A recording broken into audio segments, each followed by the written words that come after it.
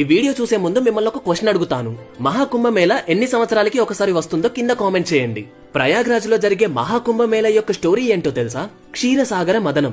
రాక్షసులకి దేవతలకి మధ్య క్షీరసాగర మదనం జరుగుతుంది. అంటే పాల సముద్రంలో మందార పర్వతాన్ని పెట్టి వాసుకి అనే నాగుపాముని పర్వతానికి చుట్టి ఆ పాముని ఒకవైపు రాక్షసులు ఇంకొక వైపు దేవతలు పట్టుకొని 12 రోజుల పాటు చిలుకుతూ ఉంటారు.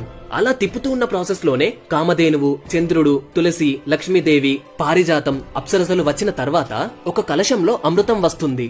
అయితే విష్ణుమూర్తి వాహనమైన గరుత్మంతుడు ఆ అమృతాన్ని తీసుకొని పైకి ఎగురుతాడు.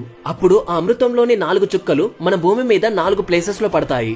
ఆ 4 ప్లేసెసే హరిద్వార్, ప్రయాగ్రాజ్, నాసిక్, ఉజ్జయిని. అయితే ఈ ప్లేసెస్ లోనే ప్రతి 12 సంవత్సరాలకి ఒకసారి పూర్ణ కుంభమేళ జరుగుతుంది.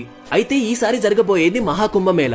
అయితే ఈ కుంభమేళకు సంబంధించిన టోటల్ ఇన్ఫర్మేషన్ ని ఒక వీడియో రూపంలో మన యూట్యూబ్ ఛానల్లో క్లియర్ గా ఎక్స్ప్లెయిన్ చేశాను. మన బయోలో లింక్ ఉంటుంది, ఒకసారి ఆ వీడియోని ఖచ్చితంగా పూర్తిగా చూడండి.